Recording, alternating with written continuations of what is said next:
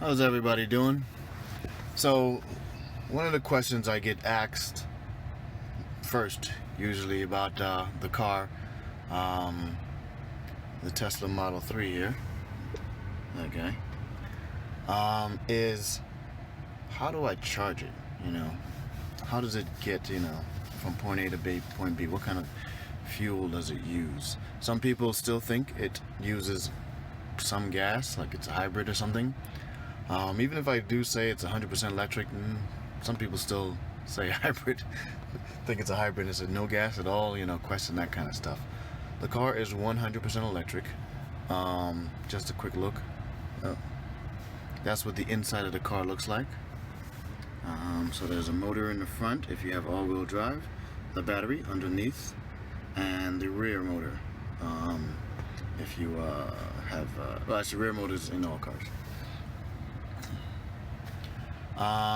But I thought I'd break it down a little more, in a little more detail, so anybody can understand it going forward. So really, for charging a Tesla, so now that you know that it's all electric, it needs to be plugged in to charge. So on the back of the Tesla, which you can't see in the picture here, but on the back of the Tesla, where a gasoline port, gas tank would be, is the charge port.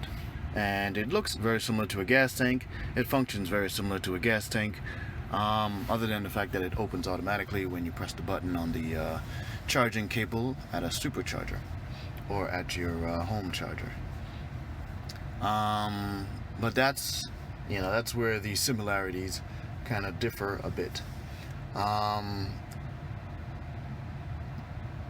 First thing people like to know is how long it takes to charge. And that all depends. So if you want to charge it, if you don't want to charge it at home, you have what Tesla calls superchargers. So if you're inside the car, you can actually just click on this icon right here. It'll bring up a list of nearby superchargers. But as you can see, if I zoom out here, which I think the United States is sideways, but Tesla Superchargers is the only fast charging network in the world that has this breadth of coverage. So anywhere in the United States you can go. If I want to go to Grand Canyon, which is a trip I'm planning, I just put in Grand Canyon up there and it goes. For example, if I wanted to go to, I was going to say Washington DC, but it wouldn't even need to charge to go to Washington DC. Let's say Florida. So let's navigate to Florida. Navigate to Orlando, Florida.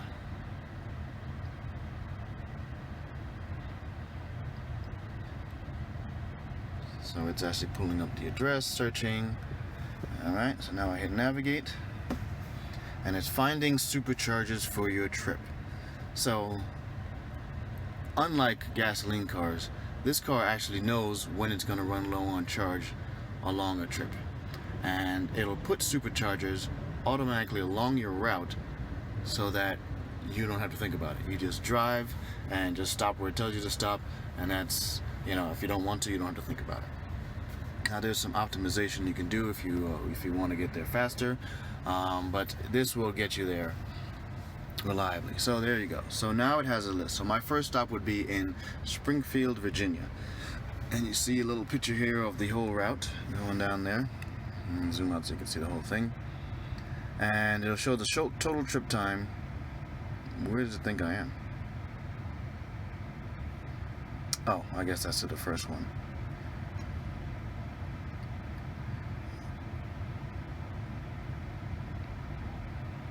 There it is. Took a little while to update the trip time there. So the total trip time, 17 hours 30 minutes. Now I've done that trip in a gasoline car. It took me a little over 18 hours because you do have to stop to use the bathroom. That was one of the fastest times I've done it, or I've seen it done. But for the most part, you would pretty much need to charge wherever you would need to use the bathroom or stop to get something to eat. So if you and most superchargers are located where there's a bathroom and a place to eat. So you can literally just say, all right, I'm just going to stop and eat or use the bathroom whenever I hit the supercharger and waste no time on your trip at all. So you'll get there in that a time of, well, now it's up to 19 hours. I guess it's taking traffic into effect. What is it doing? Well, there's some bug going on there. I'm not sure what's going on. It switched down to 5 hours and 23 minutes. I did just wipe the screen off with some alcohol. I think maybe it now thinks there's a touching going on the screen. But you know, as it dries off, I'm sure that'll go away. So this is here we have the whole route from here all the way down to Florida, and those red dots are what the supercharging stations are.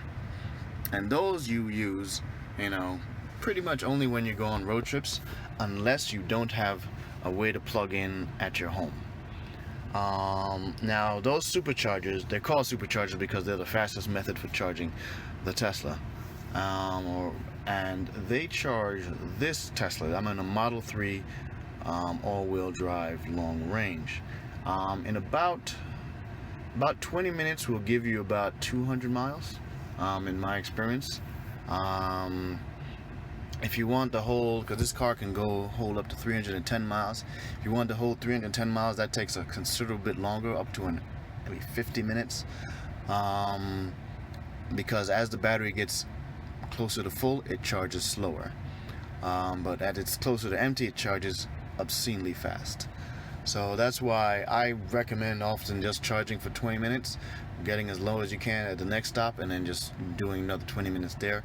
Unless, of course, you plan to stop to eat, in which case you just stop to eat and just, you know, it'll charge all the way up as far as it can go. And just get in your car when you're ready to go, and you'll have more charge than you need probably. So that's supercharging. Now, supercharging does have a cost. Back a few years ago, it was free for Model S and Model X, which are the two luxury cars, well, the two more expensive cars from Tesla, vehicles from Tesla, and they were getting free supercharging for a while. That is gone. No new Tesla gets free supercharging, so you do have to pay for supercharging. Now that rounds out to be, in New Jersey here, rounds out to be about $12 for like 300 miles worth of range. To put it in perspective, that's 300 miles worth of range is also about $35 in like a Camry or a Honda Accord or something like that. That has good mileage. If it's, you know, 30 plus miles per gallon, you know, $35 will get you about 300 miles. So it's about a third the cost with the supercharger. So that's one option. But there's two other options for charging your Tesla. The second one is what I call public charging. Now, public charging is basically, so Tesla is not the only electric car out there, but Tesla's right now the only ones that can use the Tesla supercharger network. But there are other charging networks out there. Right now they're much slower in the United States, but there's some up and coming that should be pretty quick once they get online. And those are, and I'll show you here. Dupes. Now, once you own an electric car, it is highly recommended that you either download this app called PlugShare or use the website by the same name, plugshare.com, because it lists all chargers, including superchargers. So this is just a little small part of New Jersey here, and those are the chargers from all types of vehicles, well, all types of vehicles that this Model 3 can use to charge. So you can actually change your type of car so that you can choose the type of plug that you can support in your car. For the Model 3, we can do the supercharger, we can do the other Tesla charger, we can do the J1772, we can do NEMA 1450 plug, and we can do the regular, you know, house outlets. There's actually a bunch of others we can do, but charging stations don't typically come with the other plugs in there. But we'll talk about those other plugs in a little after this here. So we also just recently got the ability to do this one, CHAdeMO, which should support much faster charging that, you know, for other cars. We couldn't use it before. As of yesterday, I got an update that lets me use those if I have the special adapter from Tesla. I do not have the adapter. I also probably don't need it because our supercharger network is so good. But if I really had to get one, I could use that plug and get the adapter. We cannot use the Tesla Roadster charging port. That is just the Tesla Roadster can use that one. But here you can just see all the ones that we can use, and then this is all the locations in this area that we can use. I can zoom out further, but it will slow down because there is tens of thousands of them. So there's plenty of places to charge. A lot of these are located like in parking garages, in hotels, in higher end apartment complexes, and shopping centers, like ShopRite, Walmart, Starbucks, things like, well, not Starbucks so much, Whole Foods is what I was thinking. So they're usually put in locations where people will just be there doing something else, so you can just charge your car while you're doing something else. Now, Tesla does have another means of charging that it calls destination chargers, which are they're among these here, and they're basically just another place where Tesla owners can go to charge. They're just like these, but they tend to charge Teslas faster. So if you have this PlugShare app, you can see any charging location nearby, anywhere. I mean, it covers all of the United States, all over the place. These are not as fast as superchargers, not yet anyway, but they're all out there. So that's option 2 for charging. And these range in price. Some of them are free, many of them are free. All destination chargers that are Teslas are free. But these are dependent on the property owner, so some of them can cost a fee, some of them you have to pay for parking sometimes. But a lot of them are free because they kind of want you to come to their business because you have one of these things. Next up is home charging. Now, home charging is the best way to charge a Tesla. Let's see here. So home charging is basically just plugging in at your house. If you do less than 50 miles a day and you park your car at your house overnight or for like 6 hours or more, you can get away with just using whatever outlet was attached to your house or in your garage if you have a garage. Obviously, if you're a renter, this may not be an option, though you may have your building may have already put in a charger in the parking garage if you have one of those. But if you don't, then you have to stick with the superchargers and the public charging. But if you do have a home, I think like 60% of the Americans have a home, then this is your best option. Now, this right here, it's called a NEMA 515. That is your standard home outlet. That is what you have in your house all over the place, what you probably have in your garage if you have a garage going forward. However, this Model 3 can support a range of different outlet types, and that has the advantage of allowing you charging speeds, because if you can see here, this regular common outlet has a charging speed for the Model 3 of 3 miles per hour. That is abysmally slow. I mean, 3 miles per hour. That's why I said it would take like all night for you to get up to 50 miles of range. It is a long process. Hell, it will take more than all night to get all 50 miles of range. So it is the slowest option for charging a Tesla. However, if you buy one of the adapters, it's hard to see them all here, but Tesla sends a bunch of adapters that can plug into different kinds of outlets, and those outlets can give you different speeds depending on what your electrical equipment can support. For myself, I could only support up to a 20 amp or is it 15? Yeah, 15 amp on my, no, it's 20 amp on my breaker in my garage without doing upgrades, and I didn't feel the need to, because what I installed was this right here, a NEMA 620. I bought an adapter from Tesla, and I had this installed here in my house, in my garage rather, right below the panel that's in the garage, without any additional work. Now this gives me, as you see here, this is the miles per hour, 15 miles per hour right here of charge. Now that means over a 10-hour period, I get 150 miles, give or take. Usually that's pretty dead on accurate.